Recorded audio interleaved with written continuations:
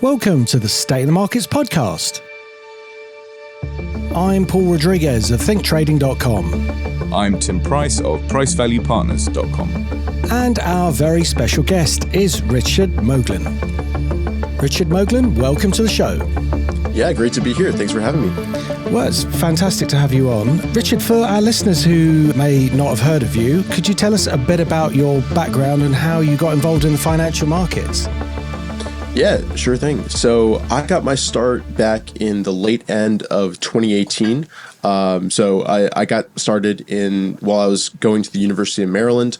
And I got interested actually first because I stood by on the sidelines and watched when there was that first kind of Bitcoin craze. I forget exactly when that was, but there was a fellow student of mine in the engineering program who had traded that.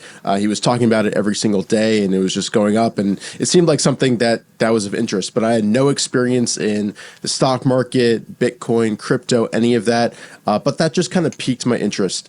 And I think I placed a few trades, opened my first account in late 2018. Didn't know what I was doing, had no process, none of that.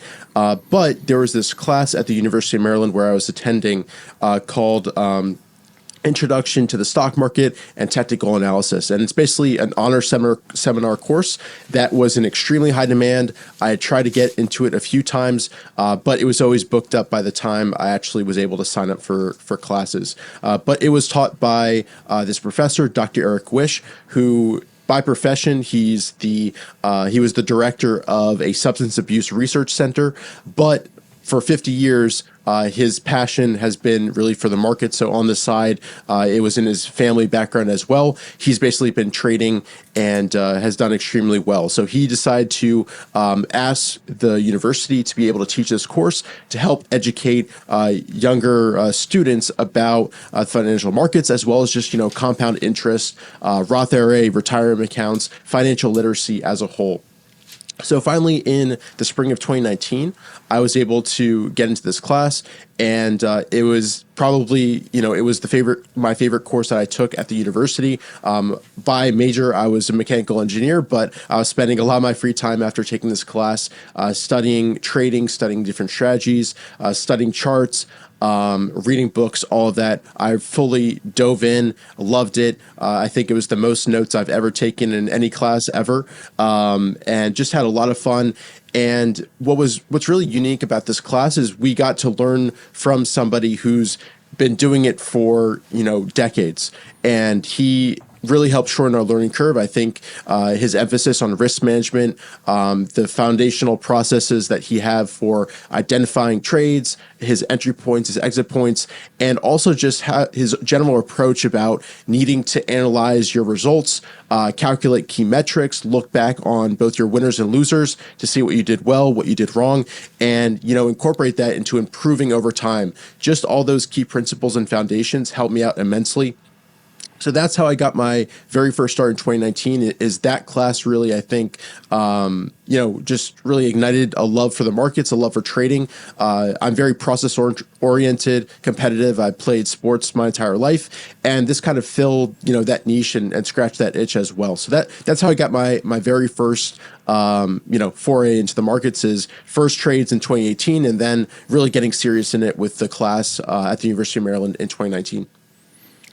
Right. So that's interesting that it's far more recent, and it's recent events that have led you to that. So having got passionate about the markets and trading and learned all this knowledge, you decided to put all this resource into a book called the Traders Handbook. That's right. I partnered since and learned an immense amount from my other co-founders at Traderline, and we've started a software, DeepView, as well. And my co-founders, one of them was a portfolio manager under a market wizard, William O'Neill, at William O'Neill and Company. He's been trading for 30 plus years. The others are a little bit younger. They're older than me, but they have their own unique styles and experiences. And we basically put together this resource, the Traders Handbook, which is the resource that we would have liked to start with. Again, it kind of shares a lot of the principles that Dr. Wish, who I first learned from, taught in the class, risk management, which is the key to all of this. Developing an edge, developing setups, sell rules, tactics, all of this. We kind of put it all together in one place to help traders accelerate in their first few years of trading. There's a lot of great books out there. I recommend a ton, but I think what kind of the Traders Handbook fits, in terms of a missing need, is putting it all together into building a trading system step by step, but also in an interactive way. We have exercises at the end of each chapter to help kind of emphasize, all the concepts we're teaching, and to make it, that much more interactive. We want you to apply the material that we're teaching. We don't just want, passive readers. We want to make sure it has a positive impact on your trading. So what's the software that you create at the company? Yeah, so we developed DeepView over the past few years, and basically it allows you to analyze charts, analyze fundamental data all in one place, instead of having to go to all these different sources to get earnings data, revenue data, as well as look at the chart. We bring it all together under one platform. It's a screener. You can look and enter criteria both on a technical basis as well as fundamental basis, find stocks that meet your criteria. And we also have a lot of unique dashboards with heat maps, risk management calculators. Basically, we're building a suite of tools that will help traders, again, just bring everything all together into under one ecosystem and hopefully save people a lot of time. We use it every single day during our workflows. So we're making sure to, we want to save ourselves time during our routines. And so we're building a lot of unique features into the platform that help us do just that. And we think will help out a lot of traders there as well. So it's DeepView VUE. I've actually heard of it. I didn't realize that you were connected to it. That's really interesting. Yeah, that's it. Exactly. Yeah. Okay. Oh, right. That's really interesting. So what would you say would be the first step for somebody who would be interested in the markets? Do you think they should read a book like yours, or do you think they should sign up to something like DeepView that would help them? I think it starts with the knowledge. The first few, really years, but especially the first year, is just about getting your toe in the water and not getting burned, and trying to accumulate and get as much knowledge as possible. I'd recommend our book. I'd also recommend How to Make Money in Stocks by William O'Neill. I'd recommend How I Made $2 Million in the Stock Market by Nicholas Darvis. Those would be great books to get started with. And then I think at the same time, what somebody who's interested in the market should do is open up an account and fund it with a little bit of money. Definitely not, as much as they could, but something enough an account that a loss, you'll feel it a little bit, but not too much that, losing that account would set you back financially. But what I do think is important, I think, there's a lot of folks who recommend paper trading, and I think that's fine for actually learning the mechanics of setting an order or setting a stop loss order. But, after that, I think graduating to real money is really important, because real money, if it's a $10 loss, a $100 loss, or a $1,000 loss, it feels different than a paper trade loss. And those emotions, impact our decision making and can impact how we, review trades and all of that. So I think my biggest advice would be to start with those three books that I mentioned: the Traders Handbook, William O'Neill's How to Make Money in Stocks, Nicholas Darvis's How I Made $2 Million in the Stock Market, and then open up an account with a little bit of money, but you kind of want to treat that as a learning account and build processes first. Processes can graduate from a $100 account all the way up to $100,000 account, but you got to build the process, and you're going to make a lot of mistakes early on, and it's better to make mistakes with a very small amount of capital than a larger amount where it's really going to set you back. So those would be a few things that I think starting out would be really good. Books are great for building knowledge, but you really have to experience everything that those books talk about to really understand it. And it's going to take a few reads of of each of those books that I mentioned to get the most out of them. And every time that you go out and trade for 6 months, trade for a year, trade for 2 years, when you come back to those resources, How to Make Money in Stocks, the Traders Handbook, our book, you're going to pick up new things. And that's what I think is awesome about trading is there's so many nuances, and the nuances are really what matters. And you don't necessarily have the ability to understand them until you've really experienced trades for yourself, experienced a big gap down on earnings, experienced a big gap up as well. There's things that happen, experience a bear market, experience a market correction, a strong recovery, catch your first 20 plus mover, catch your first, double in the market. All these things are actual experiences that, bring to reality a lot of the concepts that are taught in books. So I think you kind of have to do both. You have to experience trading and actually trade to learn. But books can build an excellent foundation that help connect the dots and speed up your learning curve. So those would be a few things that I think could help traders out there, newer traders out there. Richard, should everybody trade? Can everybody trade successfully, or are there certain people that you think are congenitally just not well equipped to handle the challenge of trading in the real world? Yeah, really good question. I think everybody should be involved in the markets in some respect, at least to invest. Trading requires, I think, a certain set of skills that, for the most part, can be learned with dedication and the will to do so.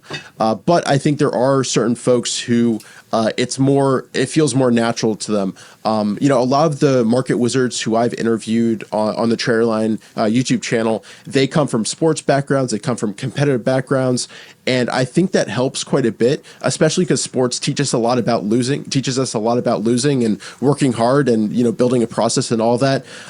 So I do think there's people who are more naturally suited towards trading. But I do think that if you have the will, a lot of people can get most of the skills needed. But there's also the question of time commitment. If you're someone who works full time, that's going to limit your ability to trade in certain styles that require more attention, more time in front of the computer. But when it comes to investing, being a part of the stock market, I think people should do all they can, because that's the way to build wealth over the long term. And whether it's trading or investing, you want to be involved somehow. So not sure if that perfectly answers your question, but I think there's a few things on that. I mean, I would suggest, I think it's a great question, Tim, and I think that there are some people who just should not trade, and it's those people who treat trading like gambling and think that it's the same thing, and and they're looking at it from a point of view of excitement rather than as a business. Now, whether you can train that out of somebody is another thing. So you could take someone who shouldn't really be a trader, and if they're willing to be self-reflective and learn to be a trader, they can be. So it's a bit like saying, can anybody play the piano? Yes, but they have to kind of want to, and they have to put in the time. And if they don't want to practice, and if they don't want to correct their mistakes, they'll never do it very well, and they'll end up with a poor result. So, and I think you're right, because you can read whatever you like in a book, but ultimately, as Richard's already alluded, there's no replacement for actual experience. Absolutely, so yeah. Theory is one thing and practice is another. It's like, everyone has a plan until they get a punch in the mouth. Exactly. What I was going to ask about experience, I think it's very interesting that. How can I put this? For the people that we've had on the podcast, actually, your experience is probably the freshest, shall we say? Mm-hmm. If someone was to say, well, hang on, you haven't been in the markets long enough to really see the full cycles, to know exactly how to approach them, what would you say to that? Yeah, it's a really good question. The first thing I'd say is actually during the time that I've been trading, we've kind of experienced quite a few amazing events. We've experienced the 2018 correction. We've experienced the trade wars of 2019 that caused a lot of turbulence. We experienced the March 2020 correction, the steepest correction, fastest correction in quite some time. The great recovery in 2020. We experienced the 2022 bear market. So the last 6-7 years have been really a fantastic learning experience to experience bear markets, bull markets, sideways markets, all of those all together.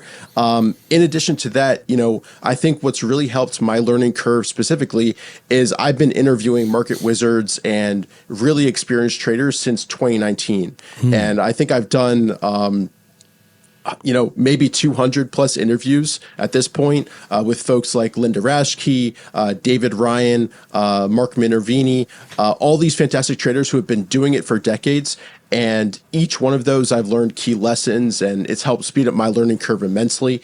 And in addition to that, I think with anyone, if there's an intense passion and focus, you're able to accelerate gaining that knowledge. And, what I do is I've built a lot of model books going back and studying the greatest stocks going back to the 90s and especially the last 25 years, building model books, analyzing the moves, identifying spots, key setups, where you would sell, where you would enter, and being really intellectually honest about it as well, trying to be, as in the moment as I can.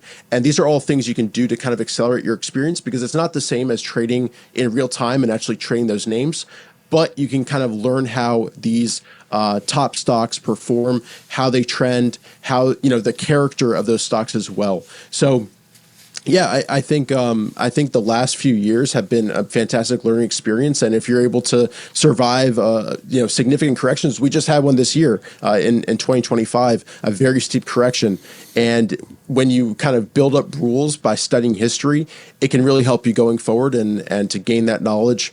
I think the last few years have been a great learning experience, a great time to learn how to trade. There's been great opportunity, both in 2020 was a spectacular year. I nearly doubled my Roth IRA during that. That's a no margin retirement account. And then 2024 was fantastic as well. There are a lot of, AI driven names that put on fantastic moves.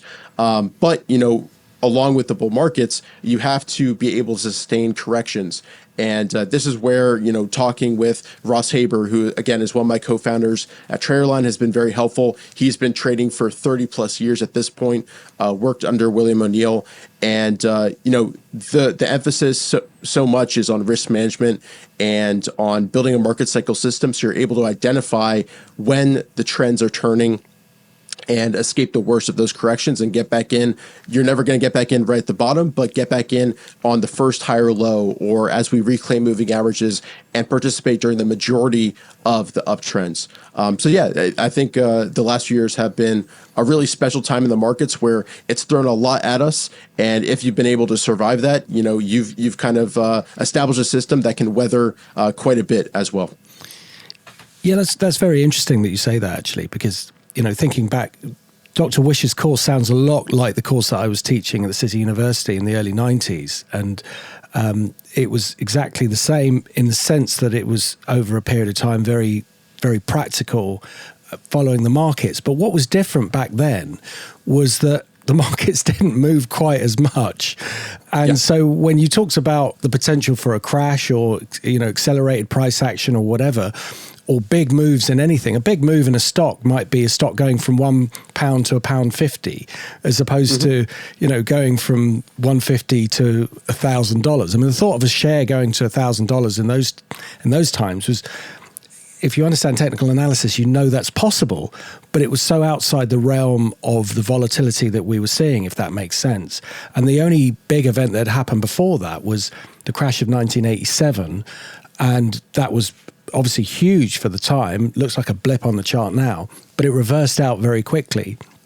And it's really nice to hear the names that you've mentioned, the market wizards. Linda Raschke, who was actually Linda Bradford Raschke when I remember reading her book, or reading her in Market Wizards. I've always found that her approach was closest perhaps to mine, in the sense that she's a pure chartist, just looks at the price, not even using anything other than moving averages. Even those are secondary. It's just looking at the price and what the price tells you, what the price patterns are showing you. And that is something that can only be done going back to experience through looking at lots of charts, which I can tell is something that you really do understand, because in your book, near the end, you put the charts worth studying. And because you put those up, it shows that you want people to get experience with looking at charts when they're reading your book. Yeah, 100%. And that's kind of what I was talking about with regards to building a model book. The last chapter of the Traders Handbook, I think there's over 200 plus annotated charts that I did looking back at the top stocks of the past 10 years or so.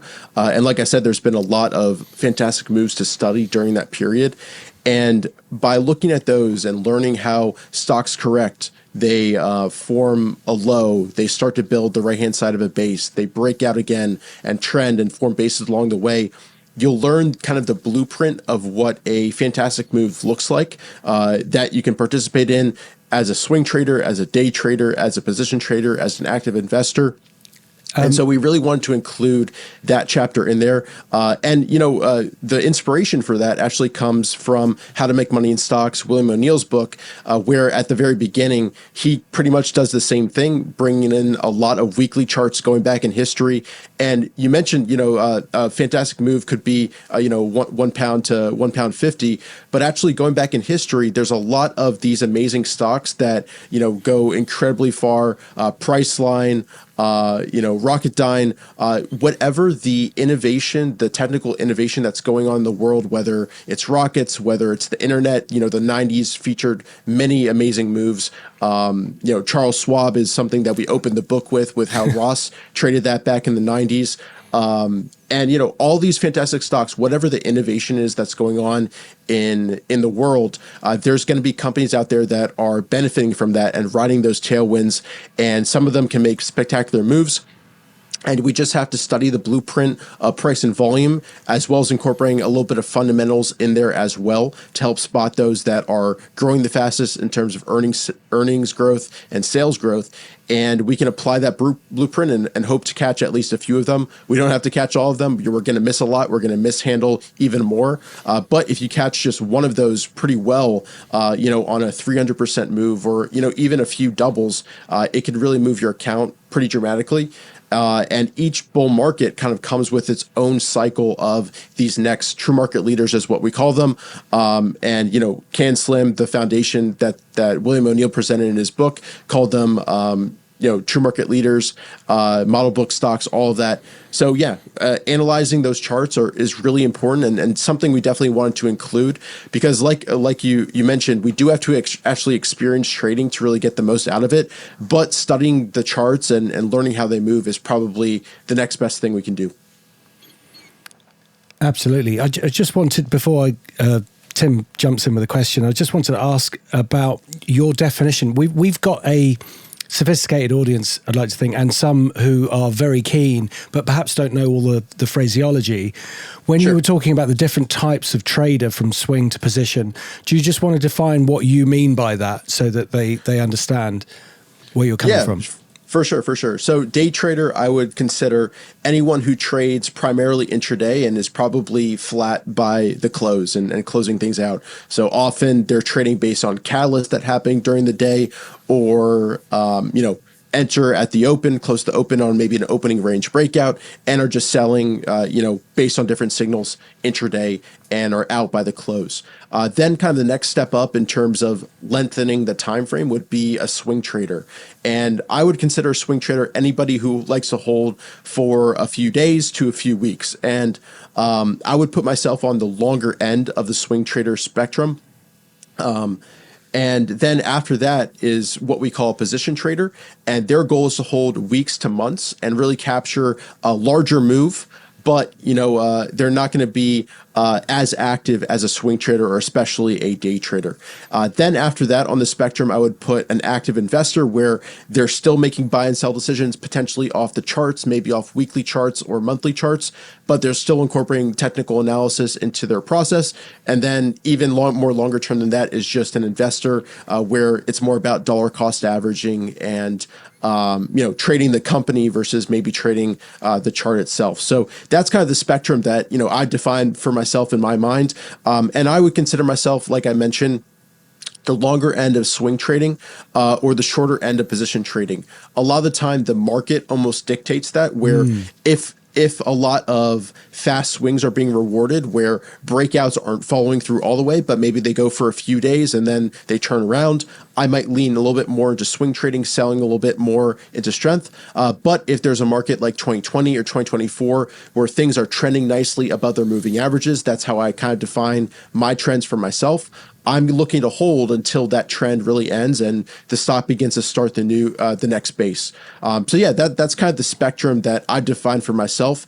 But yeah, happy to answer any follow up questions on that if hopefully that helps. No, absolutely. No, that's really good. It's good to get people's definition because sometimes people use phrases, but they mean slightly different things by them. And when you're looking at position trader, you're not far off an investor at that point. There's a fine line between whether you're an investor or a position trader. Some would say it would depend whether the position's going right or wrong. There's an old joke about what's the difference between a trade and an investment. It depends whether it's gone right or wrong straight away. If it's gone wrong, in other words, they're going to hold it for a long time. And that's kind of like obviously the wrong thing to do. But it's, lots of the kind of humorous sayings in the markets are often very funny because they're very true. But Tim, you obviously you have an understanding of the technical analysis element because you're invested in trend following funds, which have price at its heart and obviously all the risk management that goes with it. Yeah, I mean, the decision we took, and I've been allocating to trend following funds now for about 25 years, is that although it's not something we can do, it's not a skill set that's part of ours, it's something we value within a diversified portfolio, so we're quite happy to subcontract it out to others. I think that there's possibly an overlap at some point between trading, if you like, and investing, and there's a lot of sort of grey. There's, as Richard said, there's so many different ways and styles of putting money to work, hopefully successfully in the market, that there may be no end to them, and they may be almost infinite.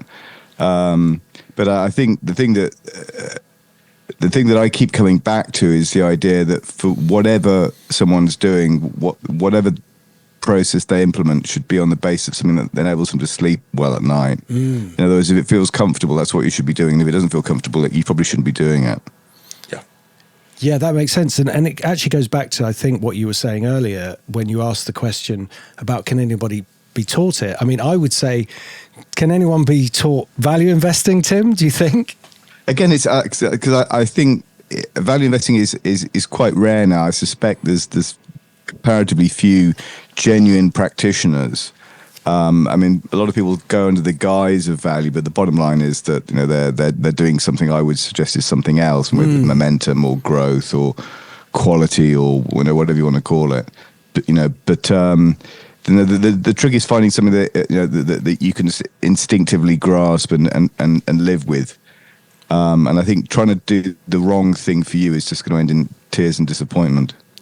Yeah, absolutely. I think it's actually very interesting that you say that, because I think within and Richard, I'd be really interested in what you think about this. Is you sometimes see what people think are technical patterns and setups that they've just got totally wrong, or they've got the wrong end of the money management side of it in a way that might appear to be right, but eventually it's going to go wrong, and therefore what they're saying is technical. There's a lot of people who say technical analysis just doesn't work, but they don't really understand it. And maybe they're using an oscillator and they're using it in the wrong way. And therefore, of course, it's not going to work because that's not what it's designed for. But if they haven't been taught correctly, they wouldn't know that. So you can understand why they would say, inverted commas, technical analysis doesn't work, because they're using something that they think is technical analysis that should tell them what to do, but it's not actually correct. You have to have other parameters. You have to understand lots of other things before you even go to use something like an oscillator. Would you agree with that? Yeah, and I think it comes down to a misconception about what technical analysis is and how we use it. And for me and for pretty much all the market wizards who I've talked to, there's no real predictive ability. We're not trying to predict what's going to happen based on what a pattern shows, but we're trying to pick up evidence, pick up price and volume characteristics that have led us to strong trades in the past. And really what a setup is, and when we're trying to enter a stock, all a setup is basically a spot in the chart where we expect there can be a large directional move to the bullish side if we're looking to go long, to the bearish side if we're looking to go short, or use puts. And often what makes a great setup is actually, that it's very obvious if you're wrong at that point. So a breakout, there's a clear line of resistance where if the stock pushes above it, that's where you would go long. But if it then reverses back below that line, you quickly know that, the breakout didn't work. It failed. And the best breakouts just go and you're entering at a time where a lot of other individuals or institutions are piling in. And, you can use NVIDIA a few years ago. It had an amazing base near 500. And as soon as it broke out through resistance, it just didn't look back. It didn't even pull back to the 10 EMA really. So those are the best breakouts. And similarly with a pullback, if you're buying a pullback to support, what makes a great pullback setup is the support is very well defined. And if you're buying on strength off the support, if it reverses back below the moving average or horizontal level that you're watching, it's a clear indication that for that moment, potentially the trade has failed. And that doesn't mean that the stock has failed or the overall context of the chart is broken, but it could just be that particularly entry setup or entry tactic has failed at that moment. So really what I like to use technical analysis for is to identify these low risk spots where low risk means that very quickly within a few percent, if the stock doesn't do what I expect it to, I cut the position and either wait for another setup, another potential entry point, or move on to another opportunity, another stock. So I'm not using technical analysis to predict that this will definitely go up and double from this point. It will definitely go up 20% from this point. I'm looking to use it almost as more of a risk management tool to identify these key spots where the stock is matching the blueprint of what I've studied before in terms of my best winning trades, as well as just going back in history, the blueprint for these big winners. And it's a point where I can manage risk tightly and logically. So that logical part is, again, the clear level where the setup will have failed. And then the tight aspect there is within a few percent, my loss will be capped. My average loss is just over 3.2%. That's what it's been over the past year or so. And that's keeping it pretty tight. And I definitely get shaken out and the stock goes without me. But what that prevents is bigger losses that really significantly impact my portfolio. And it allows me the luxury of being wrong a lot of the time because, I'm wrong more often than I'm right with my trades. But how I incorporate things, because I'm a trend follower, is a winning trade I'm going to make a lot more than on average versus my losers. So I've built in a lot of failure, and my edge is more in my average gain to average loss ratio than it is needing to be right 75% of the time, 80% of the time, because I think there's a lot of emphasis on batting average and needing to be right all the time, but that's much more of an ego thing. In reality, a lot of the market wizards that I've talked to, they have pretty low batting averages, and their edge is much more on letting their best winners, do what they need to do, accept the asymmetry of the market and let it trend as much as it can until that ends, and keeping their losers, as little as possible so that they're taking paper cuts when they're wrong. And then when they're right, just one trade can pay for 3, 5, 10 losers. I think batting average is more affected by market conditions than the average gain and average loss. So that's why it can be very helpful to focus on that aspect of it. And I know I got off track from technical analysis, but I think the key point here for me is that technical analysis is more of a risk management tool to identify low risk entry points than it is anything that magically predicts based on, the MACD is at 60, the stochastic is at 20, and that magic combination is going to have a 95% win rate. That's great, but that's not the reality of trading really. And I think one thing that newer traders focus on too much early on is a little bit of these indicators and memorizing combinations versus trying to get a read on, what is the prevailing trend of the stock? What is the medium-term trend of the stock? What is the short-term trend of the stock? And aligning their actions with those trends versus, thinking very short term and say, all right, the MACD is under 10. When it pushes back up here, I'm going to buy because it's oversold. But, oversold in what context? If it's in a longer term downtrend and oversold, things can get a lot more oversold than even when they start to look oversold. So those are a few things that, I think about technical analysis. I think every indicator works, but you have to understand the situations which it works. And with that, definitely requires experience. And, I'm definitely a proponent of keeping things simple on your charts. My main indicators on my charts are price and volume action. And learning to read that and looking at structure, market structure, how price is building. I think having one or two indicators is fine, but when you have, 5 indicators like, stochastics, MACD, RSI, all this together, it's going to cause a lot of analysis paralysis because, your MACD might be saying it's a buy, but then the stochastic isn't saying that yet. So which one do you listen to? And I think people try to create certainty by having these black and white rules that with regards to indicators.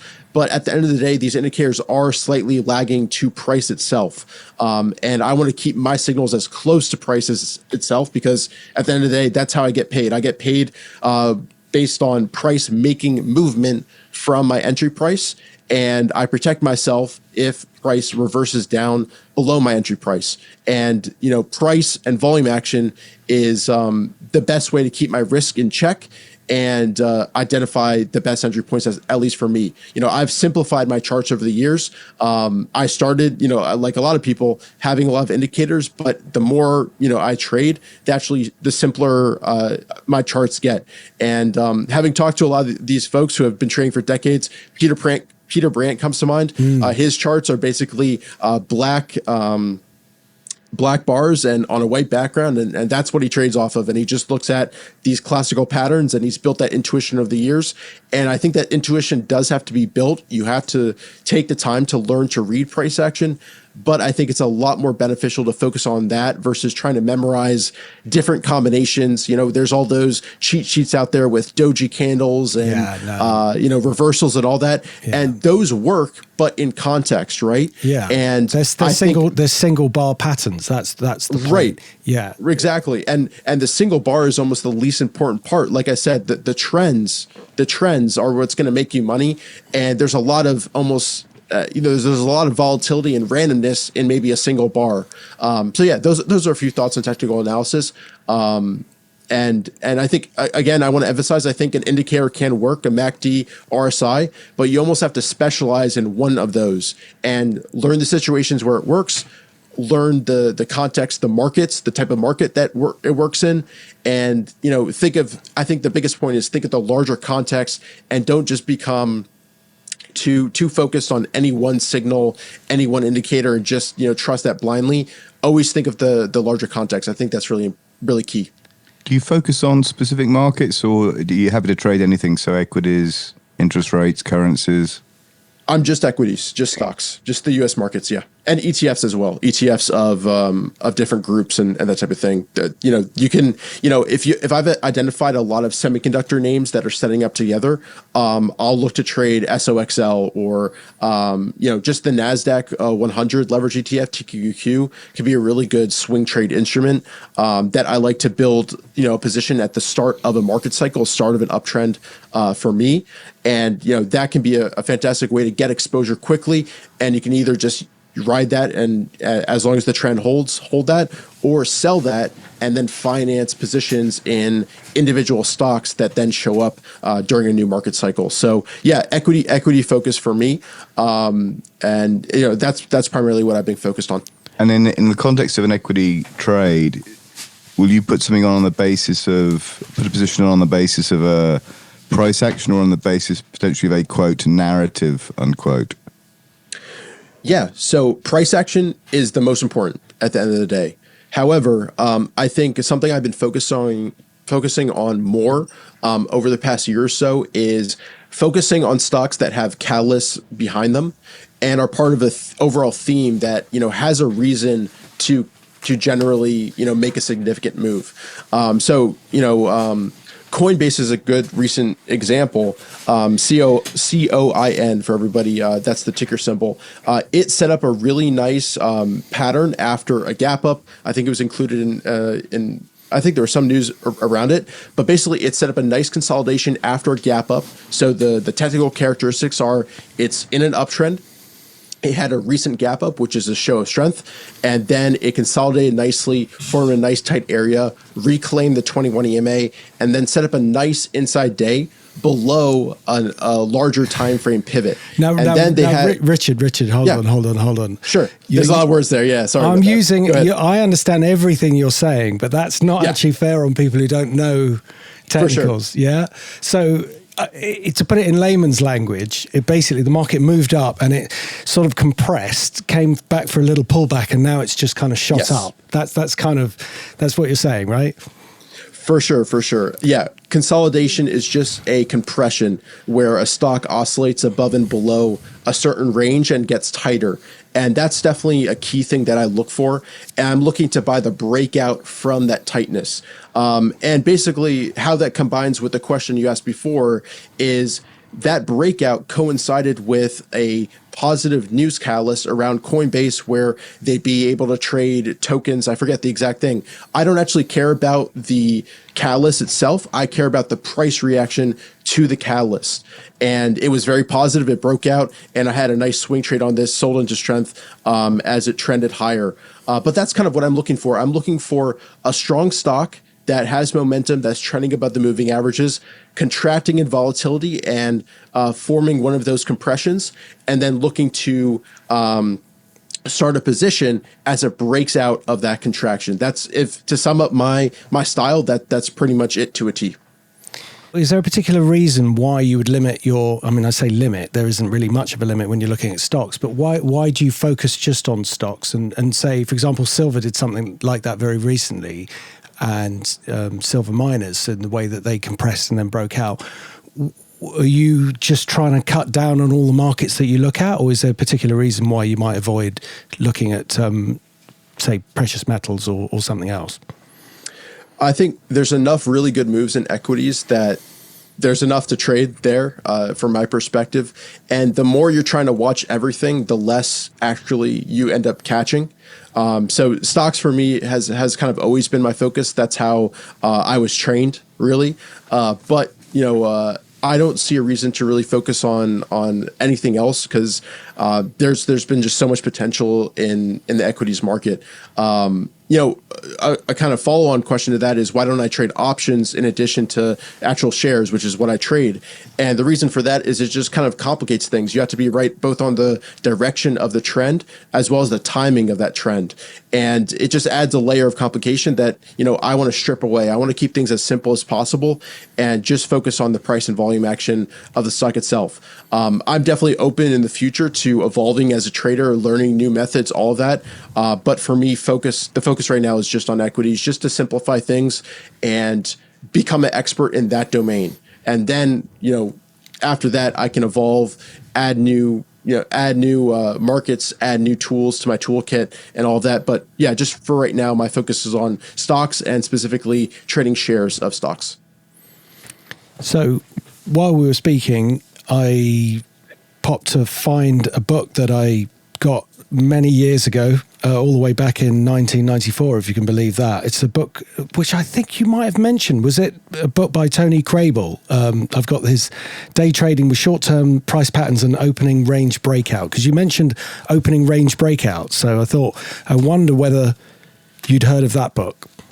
I haven't specifically. I've talked with a lot of traders who have probably, read that, or, the opening range breakout concept. I don't know who developed it or I think it was him. Yeah. It was basically him. Yeah. Well, it's fantastic. It's a great way to manage risk on an intraday time frame.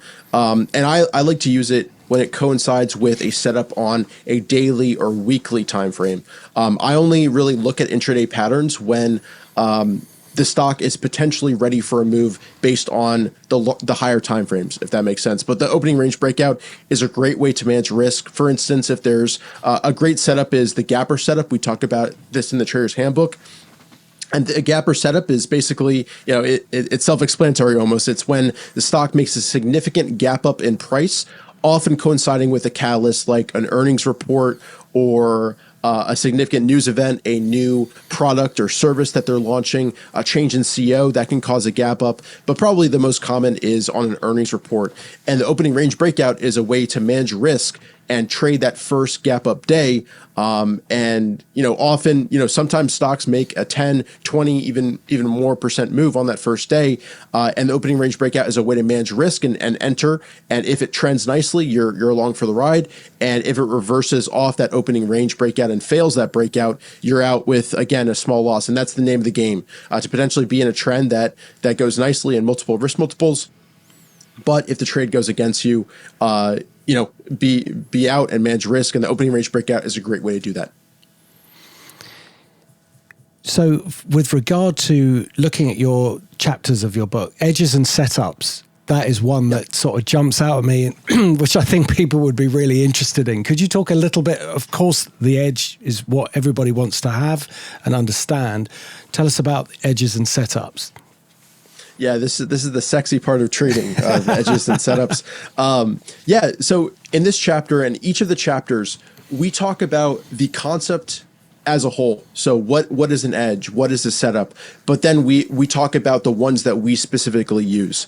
So an edge for me, and I've kind of talked about this without actually saying the word edge, an edge is nothing more than a series of price and volume characteristics that point to that a stock might be a big winner in the near future. So I've mentioned gap ups. That's something I look for. I've mentioned relative strength. So performing well when the overall market isn't performing well. That's a suggestion to us that the big institutions, which are the ones that really create the trends in the market, are supporting that name and even buying more when the overall market is pulling in.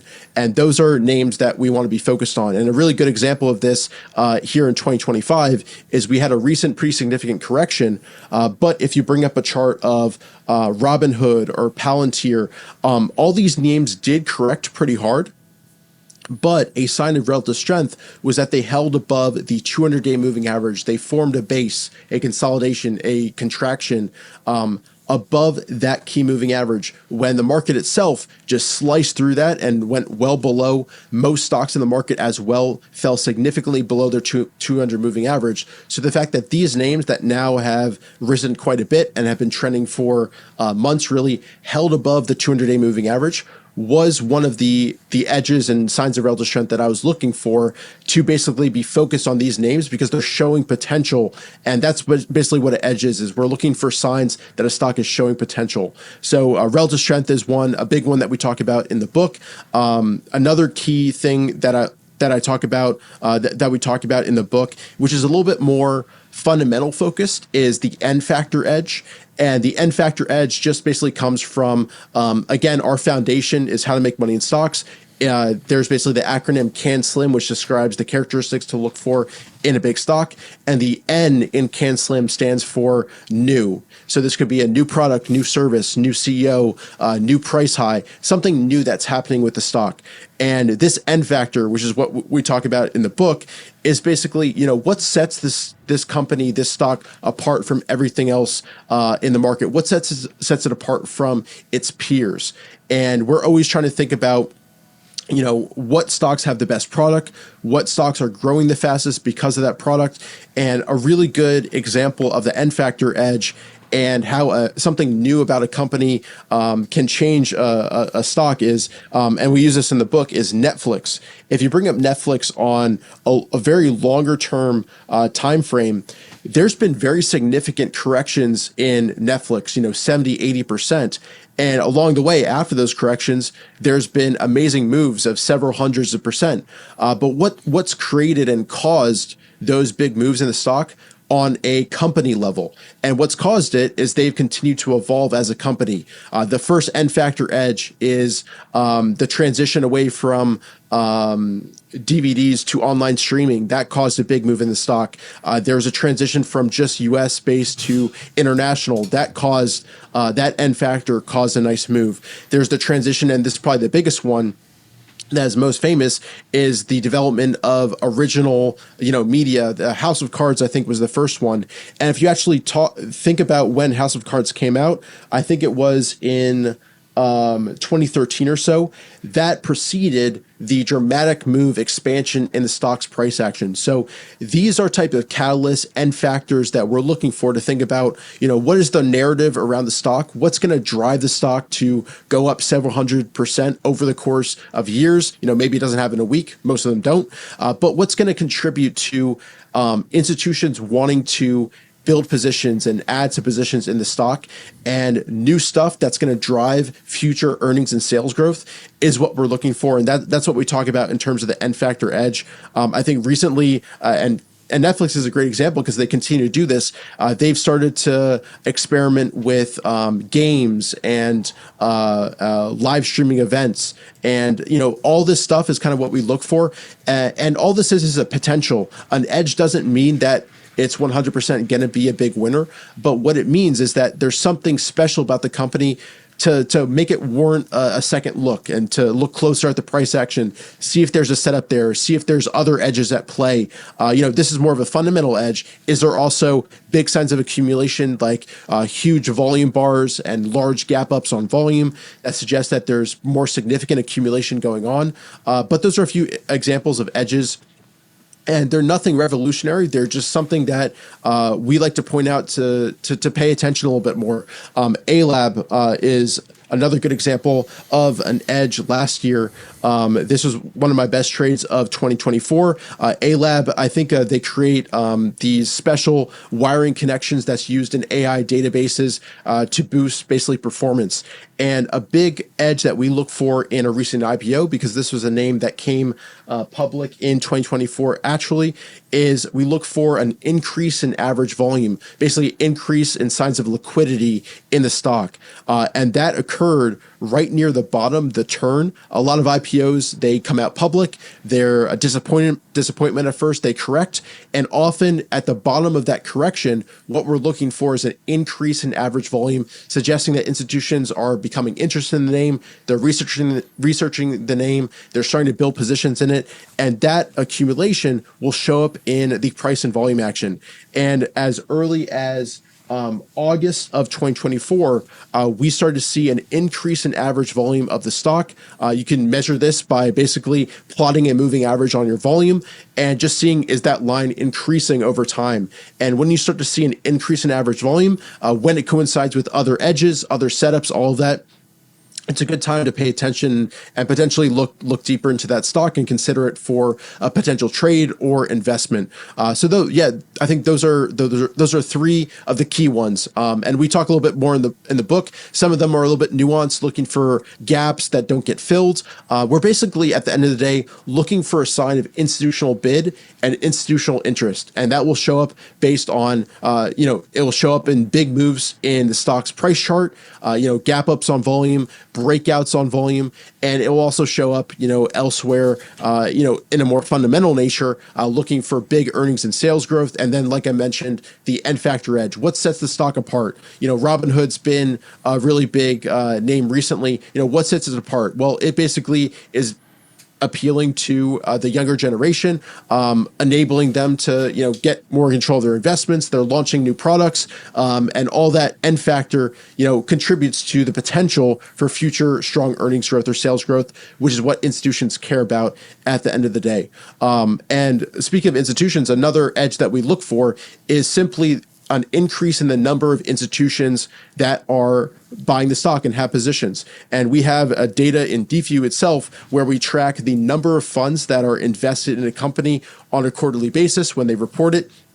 And one edge that we look for is an increase in fund ownership over time, because like I mentioned, institutions and big funds and big institutions, those are really what drive stocks over time. And to use Palantir as an example, Palantir obviously over the past 3 years now has gained over 1,000%.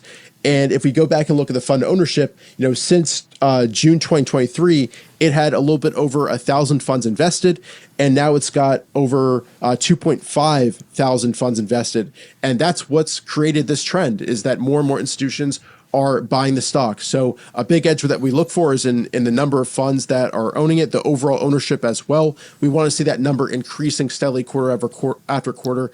That just helps give us a little bit more conviction that the stock might be worth, focusing on for a trend and looking for a spot in that trend to jump on along for the ride, maybe using a shorter term pullback as an entry, and then looking to jump on that longer term trend that we see on the weekly or monthly chart. And I know I just said a lot of stuff there, so please let me know if there's any follow-up questions or you'd like me to dive deeper into any of those specific edges. What I think is interesting about Netflix as an example is, in simple technical analysis terms, when it broke its all-time high at $700, it moved up to $1,300, which is where it is now. And Yep. For me, it's just that's what I look for. I just look for the chart, and I keep it relatively simple. But what I found fascinating about Netflix is, I think a lot of people who are, dare I say it, like Tim and myself, slightly longer in the tooth, who saw that transition in real time from VHS video to DVDs being sent to you day to day, and then Netflix appearing and people going, oh, that's never going to catch on, and actually becoming one of the biggest platforms in the world, was that Netflix actually, behind everything, were using AI. And I didn't realize that at the time, but they've been using AI since forever. 2000. Yeah, 2006. They were using something called Cinematch to work out viewer engagement, which I thought showed amazing vision and was far more than just a transition from one product to another. It really showed that they were looking at the future and how they could leverage technology to their advantage. Now, I also think that there's an element of saturation, and this is possibly why they're looking at other revenue streams, because it's a competitive market out there, and at some point you're going to reach as a viewer, as a consumer, you've got Paramount Plus, you've got Amazon Prime, you've got your main TV channels, and you've got Netflix, and then you've got all the subcategories as well that you can subscribe to. The competition is fierce, so you really have to stay ahead of the game or start eating up the competition. Now, I'm putting my fundamental hat on, which is not really my forte. It's just an observation, and it is all still down to the chart. But I just thought that was particularly interesting about the Netflix example. Yeah, I completely agree. I'm a mechanical engineer by major, by training, and I actually studied machine learning a little bit in grad school. Oh, cool. And they actually put out, they had like a contest that helped create that algorithm in the first place, where I think they reached out and tried to build the best recommendation algorithm, and anybody who could beat them, they gave a reward. So yeah, I think it's such a cool story. And Netflix right now, I consider much more of a mature stock, and we're looking a little bit more. I personally like to look more for a little bit of the newer companies that could evolve into a Netflix, if that makes sense. They have that potential, and that's often where the biggest price expansion, price trends happen, is when a stock comes to market and goes through, a correction phase, and then kind of proves itself. It proves to be profitable. Its first products, show promise. And that trend right there, that first trend, is often the best one. Netflix is a little bit of the exception, where it's had multiple model book moves, multiple amazing trends driven by those transitions in the business. I think Netflix is a really fascinating case study, and you can learn a lot just by studying, Netflix's chart and Netflix's story.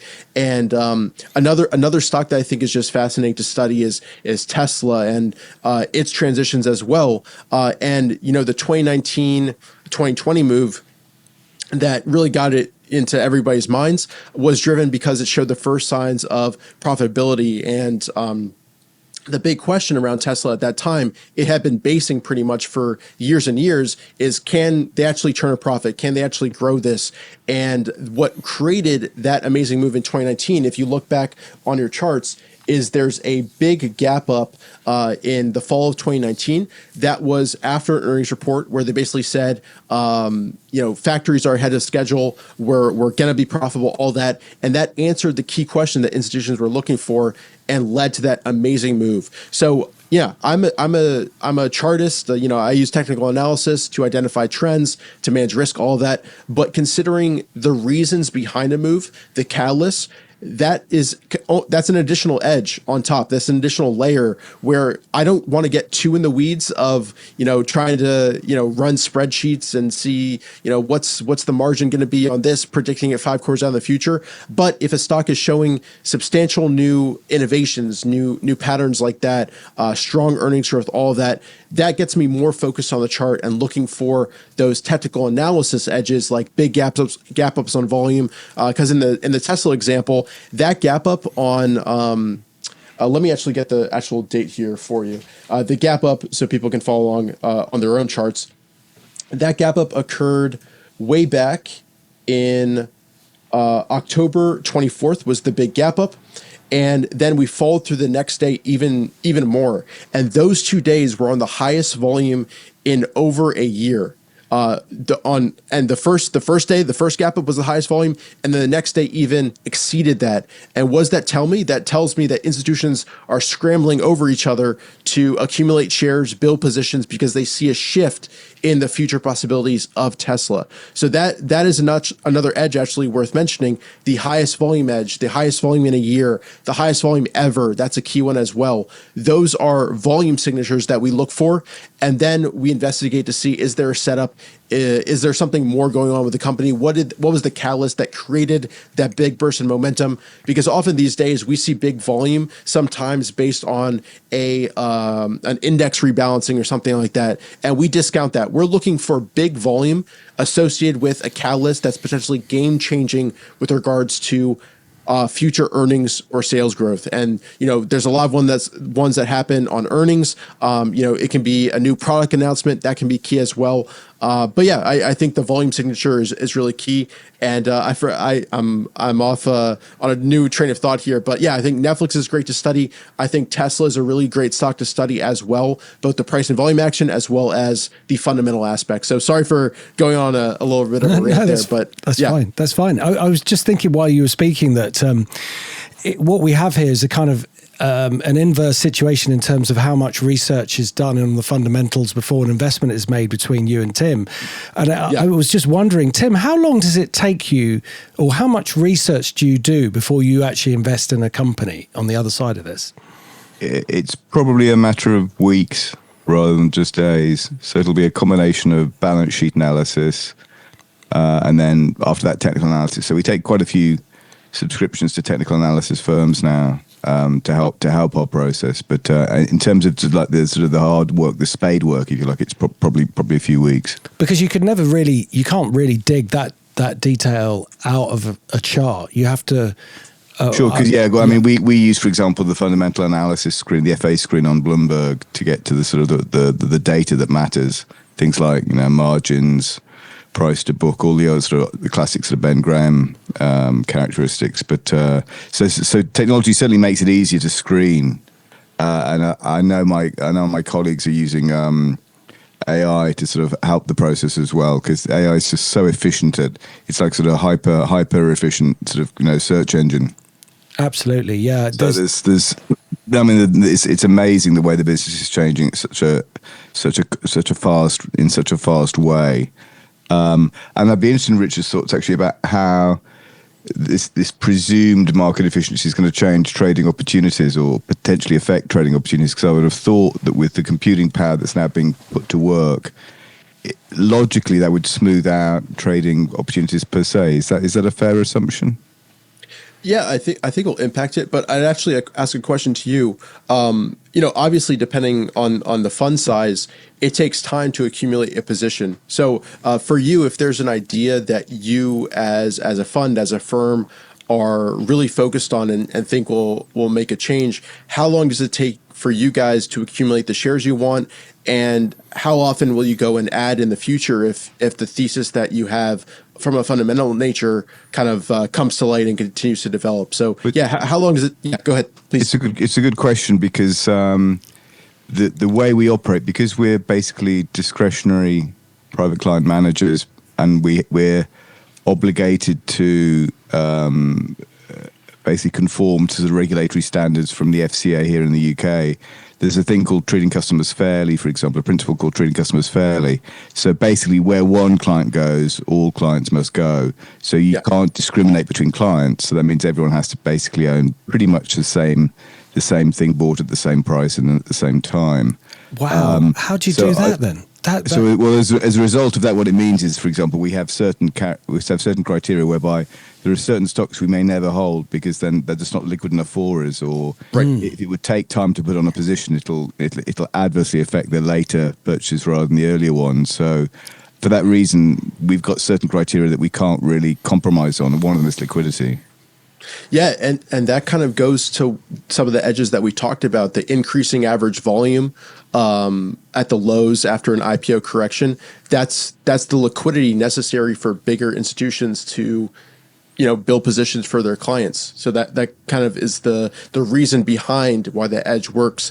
And Tim, I don't know if you actually answered the question, but might it take you days or weeks to establish a position if it meets your liquidity requirements and all that? Oh, it could plausibly. I mean, ideally, we'd like to do it. We'd like to do it sooner rather than later. So we'd prefer just to get something in and out in one clip. But realistically, particularly if it's just a smaller cap stock, then we're resigned to the fact that it may take a bit of time to initiate the full position.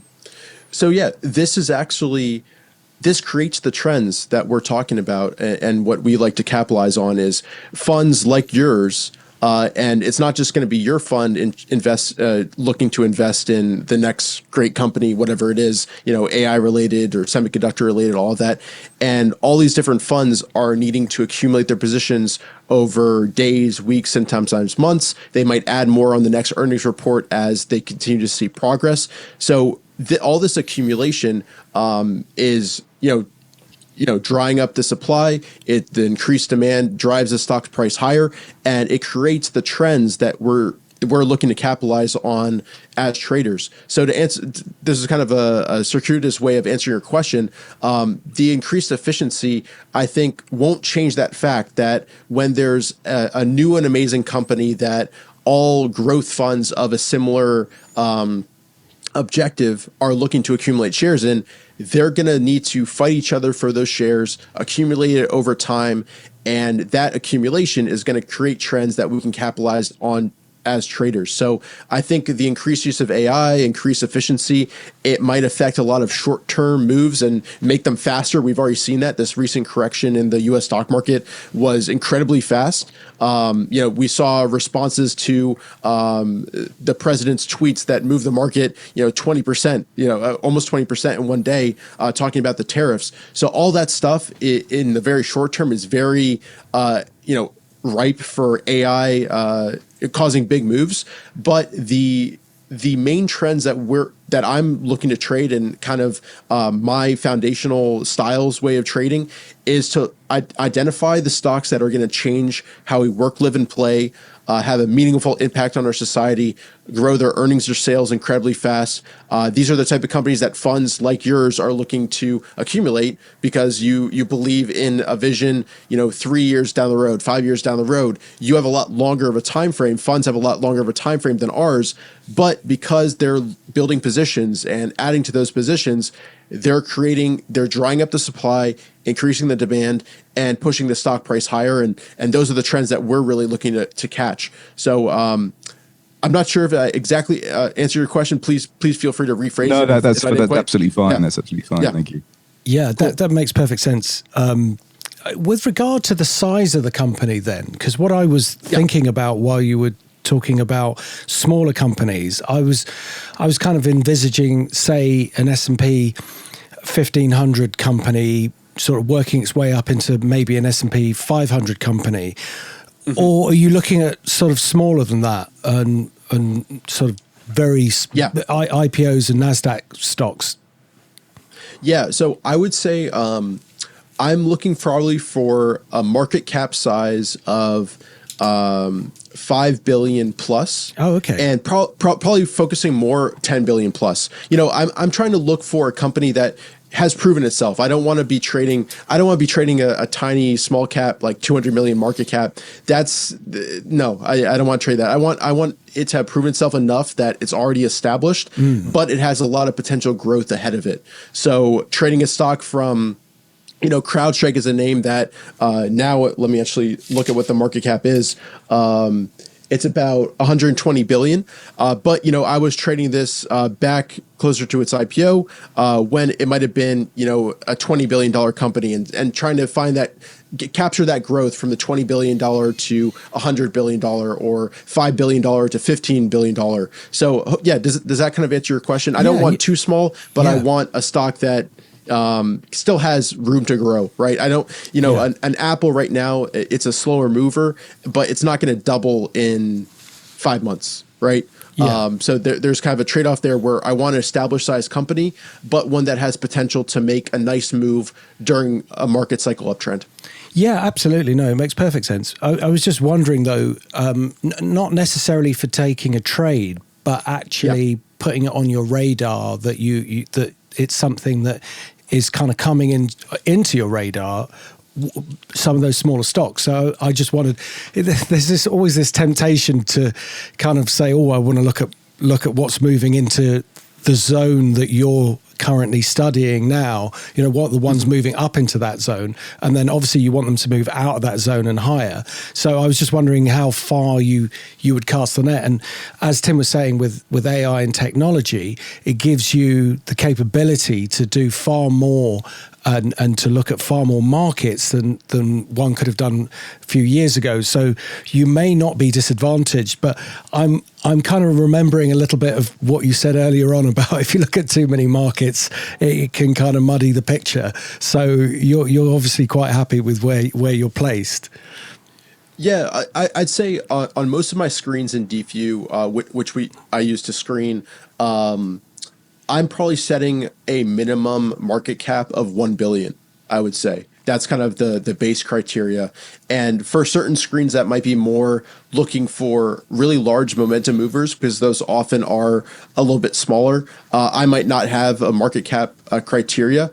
For instance, I have a big gap on volume screen that just looks for, a really big move on large volume. And this can be good to capture more catalyst type trading opportunities that are much more faster in nature. And for instance, this particular screen picked up, I don't know if you guys are familiar with ASTS, but it's basically a satellite company.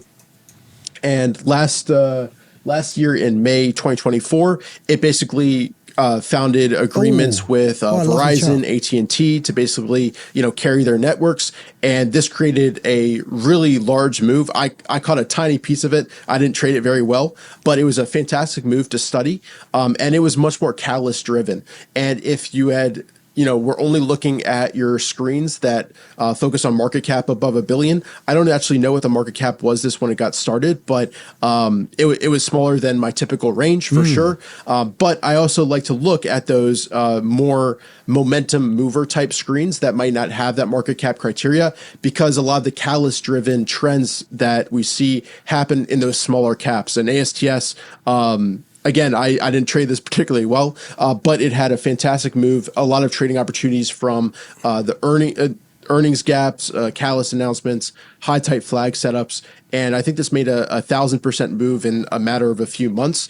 Again, I didn't trade this well, but I think it's a good case study to look at. But it's an example of a stock that you might miss out if you only look at screens that filter out by market cap. So I have I probably have 3 to 5 main screens I look through, and probably look through maybe 300 to 500 charts a day, but just space barring through very quickly, looking for pattern recognition, see if anything stands out. I'm not spending 5 minutes on a chart unless something piques my interest and says, hey, look more closely at this name.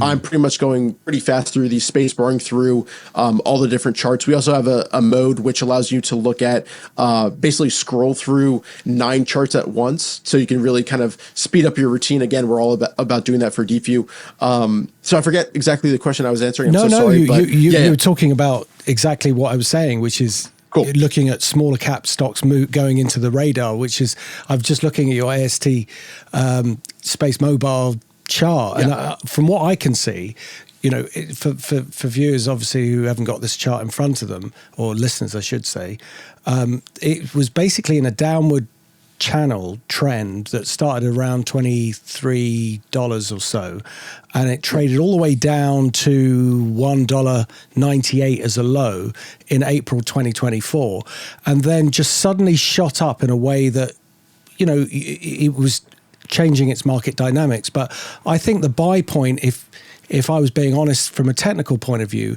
wouldn't have come in from at least $5 and then maybe actually over $9. And that's a huge percentage move already.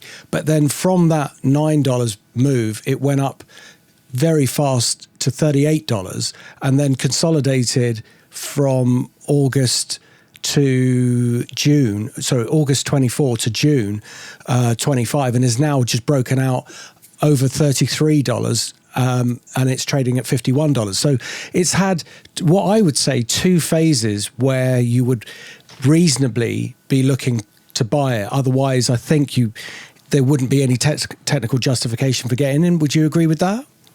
Yeah, for sure. And one thing I want to point out with this chart is you're absolutely right. You know, there's buy points around $9, $10, $11 around there. But this featured that edge I was talking about previously, where it's the highest volume ever. And what the highest volume ever edge really shows is something game changing is happening, and you want to look into that catalyst. And for this stock individually, it was a big partnership with AT&T and Verizon, which again, we're looking for catalysts that are going to drive future earnings and sales growth, and partnerships with large telecom companies is exactly that. So that would have gotten it on your radar a little bit sooner. But then, yeah, it's all about after you've identified stock that has potential, has edges, what is the setup and what is the entry tactic that you're going to use to enter position and manage risk as you're doing so? And that might not be until later on.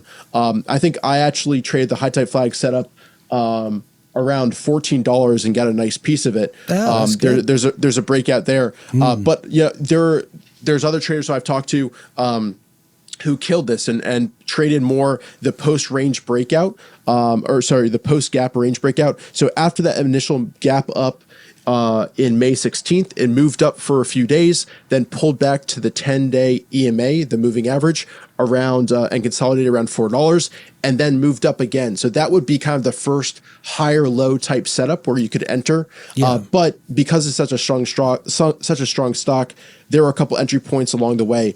And I think another thing that's worth pointing out with ASTS is that it was part of kind of a theme last year where RKLB, Rocket Lab, was another rocket ship type stock, so in that same theme, and it also had a really nice trend and opportunity. I traded this one as well, and this one has a breakout around $6, and then a few other compressions, contractions that were actionable after that, before it actually kind of broke its all-time high about $21 and change. So I'm always looking for, and you rightly pointed out that ASTS was consolidating, pulling back in a downtrend really for years until we saw that highest volume edge, which is what gets it on our radar. And Rocket Lab similarly had done really nothing from 2022 until it started an uptrend and broke above the moving averages in 2024.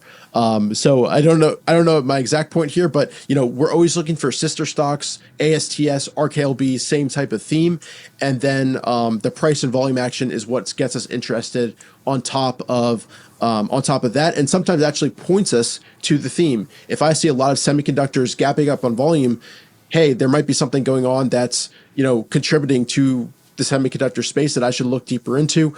So I always like to trade. This goes back to Stan Weinstein. Focusing on the leading stocks and leading groups. Both Stan and William O'Neill emphasize that. It's always good when there's sister stocks acting well. It gives you a little bit more confidence that that stock is riding the tailwind that's impacting all the stocks in that particular group or theme. No, that's great. War stories and actual trades I really like, because of course it's the most honest thing. It's the things that you've actually taken and the trades that you've put on that you really believe. With regard to the macro picture, do you look at any economic data at all, or do you look at any say, base metals, precious metals, just for the macro scene rather than actual trades in those markets? Obviously, you don't trade those markets, but does that help you create a picture of what the economy's doing, bond markets, etc.? I don't really. I pay attention to what the Fed is saying, and even more important, that the market reaction to Fed announcements, whether that's a speech from Powell or an interest rate hike or cut announcement. But I don't really delve deeper than that. For me, the stocks kind of show what's going on with regards to how the market's interpreting the macro picture.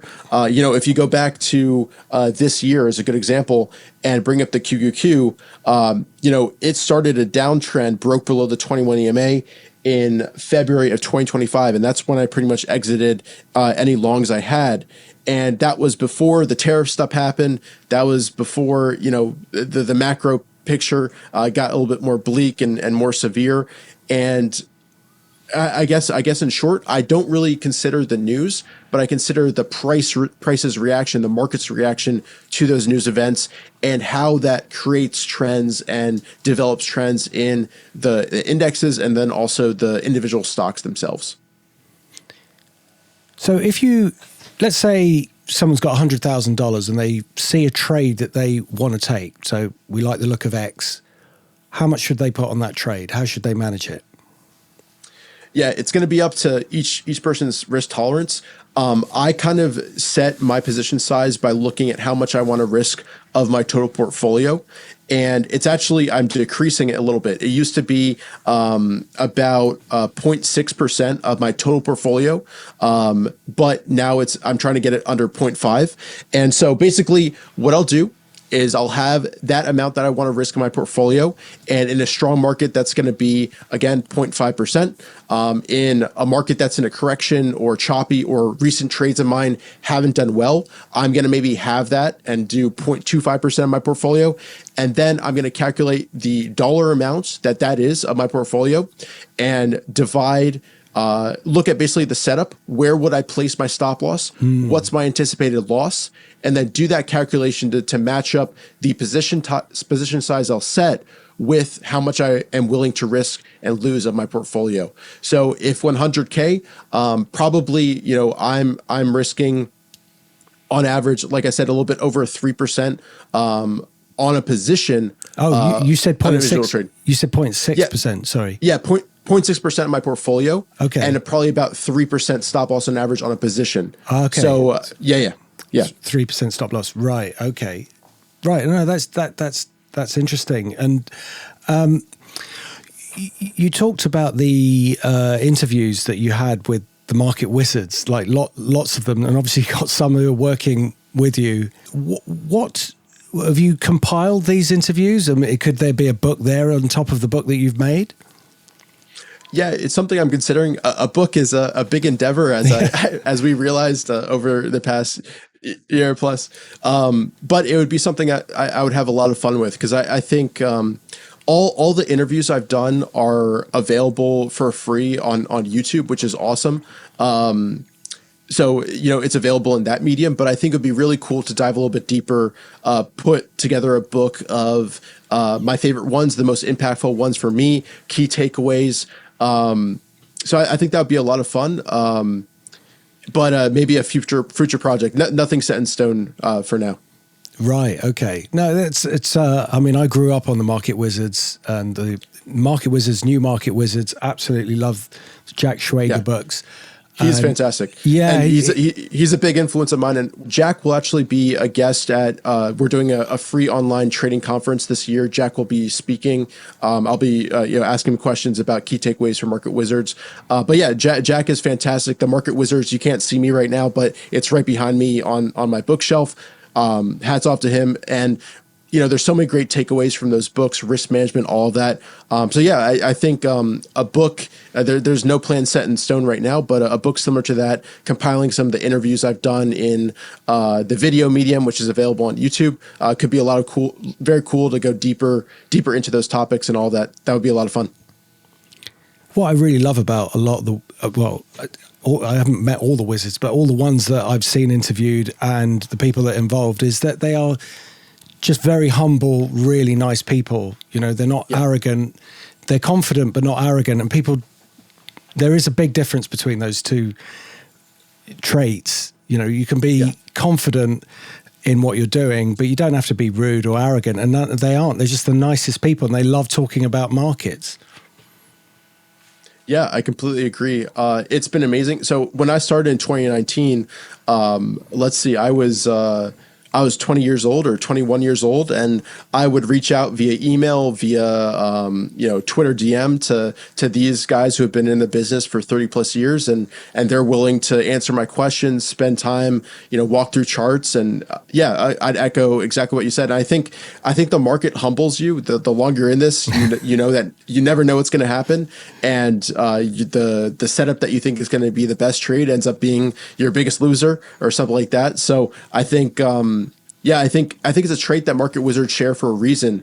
Is they understand that the market can throw anything at them, and they have to be ready. They have to manage risk above all else. I'd echo all the market wizards that I've gotten a chance to talk to. Incredibly helpful and willing to help out anybody, because this is a tough business, and if they can share some of their wisdom and thoughts, they're absolutely willing to do so. So that's been fantastic. Brilliant. Now, Tim, you wrote a book a long while ago. Actually, you've written a couple of books, haven't you? The War on Cash and Investing Through the Looking Glass. Do you ever get the urge to write another one? Never. Right. You sure you don't want to have a think about that? No, there's nothing left to be said. Right. No. What's the Mungerism? Nothing to add. Nothing to add. So, with regard to that, were there any questions, Tim, that you wanted to ask Richard?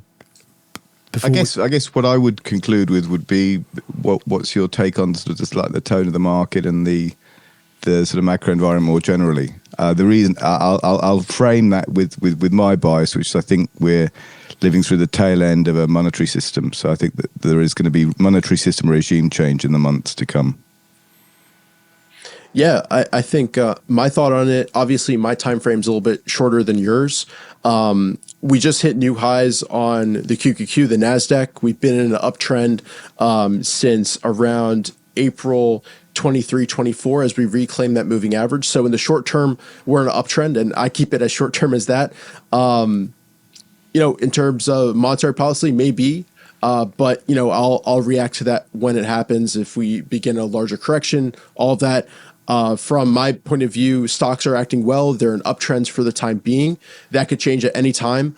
But for right now, my simple view at a very simple basis is we're in an uptrend above the moving averages. So once that changes from a technical perspective, I'll change my view as well. Change as well. Yes. Exactly.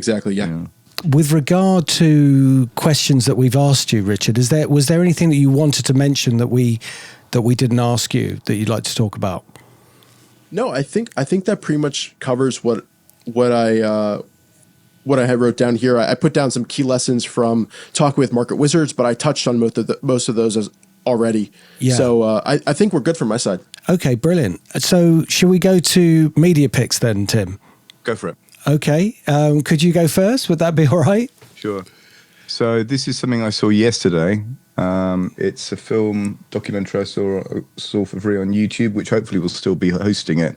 It's called The Agenda, Their Vision, Your Future. It's only just come out by Oracle Films in the UK. And it's the most comprehensive account of why the world has seemingly gone mad over the last 5 years.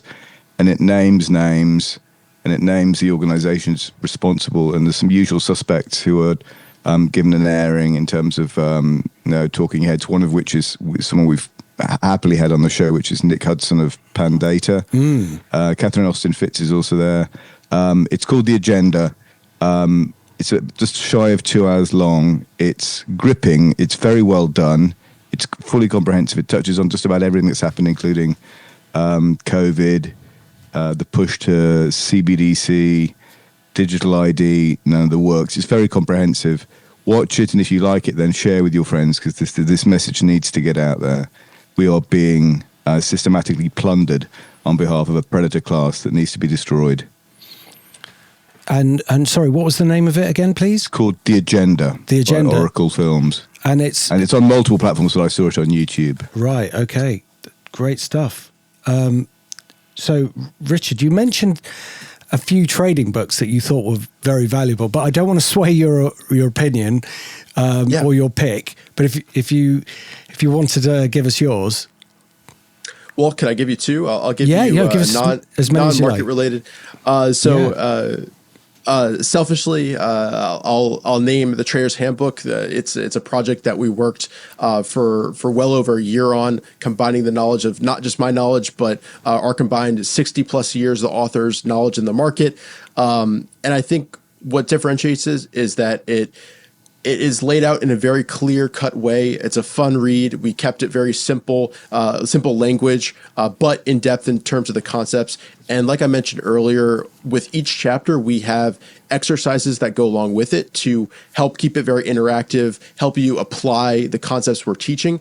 And in addition to the book itself, we actually, free along with it is access to webinars we've recorded on each of the topics, going sometimes 3 hours into even more depth on edges, setups, risk management practices, sell rules, all of that. And we also have included, I think at this point, 6 model books focused on breakouts, pullbacks, gappers. So all the setups we talk about, we kind of have an associated model book along with it with, 50 plus examples, some of them 100 plus examples going back in recent history of the setup itself. So, we put a lot of time and effort into this, and I think it's a really good resource, especially if you're in your first few years of trading. I think it will instill a lot of great foundational skills and concepts that, we've internalized and, as a direct result of all my interviews with market wizards and how they approach the market. So that's my book pick. My other pick, non-markets related, is just for anyone really interested in AI and just a really fun documentary. This is a little bit older. It's AlphaGo. I don't know if you guys have heard of it. I've seen it. Yeah. Yeah, it's fantastic. It's basically the story of Google DeepMind's quest to create an AI system for Go, the game Go, and it's just really fun. It gives a cool look at AI from fun and terrifying, I would say. Exactly. But I enjoyed it. Again, my background's in mechanical engineering. I did study machine learning as well. Really fun. Fun and terrifying is great. Whatever describe it. But yeah, those would be my 2 picks. I was watching a podcast, the Diary of the CEO, which I find really helpful. Great podcast. Really great podcast. And there was one with Dr. William Lee, who is who's a proponent of using the right type of food. He just lists all the foods that really help your body, and it's quite amazing what certain foods do and how helpful they are at just keeping your health on the right track. And it's kind of like a very simple thing to do. And what I really liked about it was, it's not biased in any direction, because clearly he's not getting anything from, any one area. He's not trying to sell those foods. He's just saying these are these foods that you should consider. And it's also, there's the book that he's got. I bought the book that's based on it, which is called Eat to Beat Disease. And it's quite a big book. And the first half of it is actually all the science behind it, which I kind of flick through very quickly. But there are pockets of it that are just absolutely fascinating as to what certain foods do for you and how they help you. But this other one is, I guess, when people talk about AI and how AI will take over certain areas, like people have said this when it comes to music and how you can create music using AI and all that sort of stuff. And I'm like, yes, but there's this human connection that you just can't get from, when you go to a concert. You don't want to see an AI concert. You want to see a real band. We connect with people. And I don't think AI can replace that, even if it helps those people write good music. There's a band that I've come across in the last few months called The Warning. And it's 3...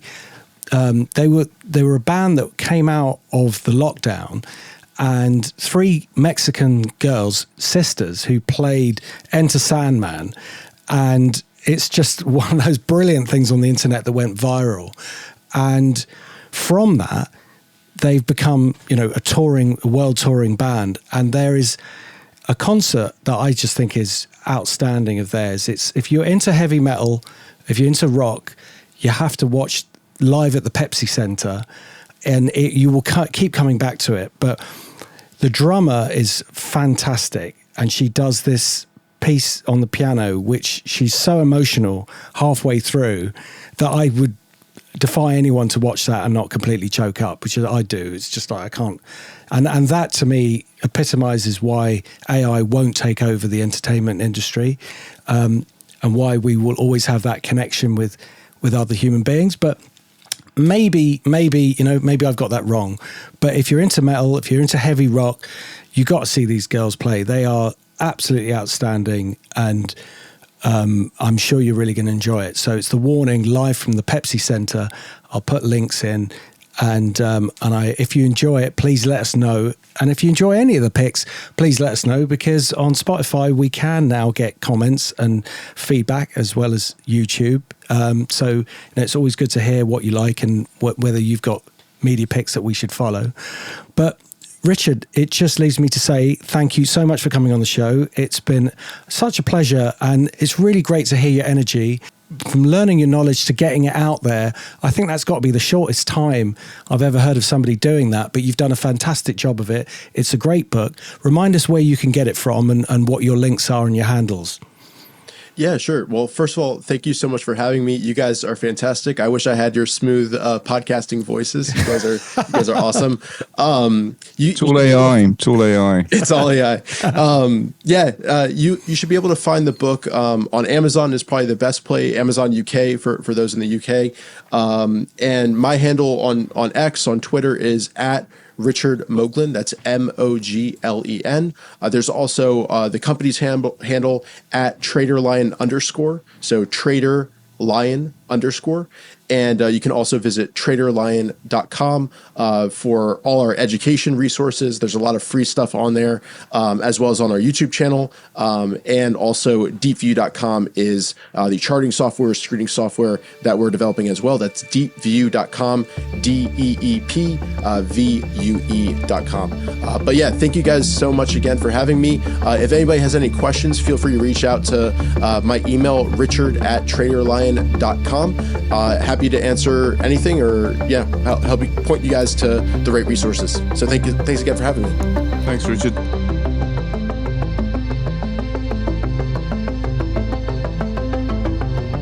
Thanks, everybody. This podcast is for entertainment purposes only. Please do your own research or contact a professional advisor.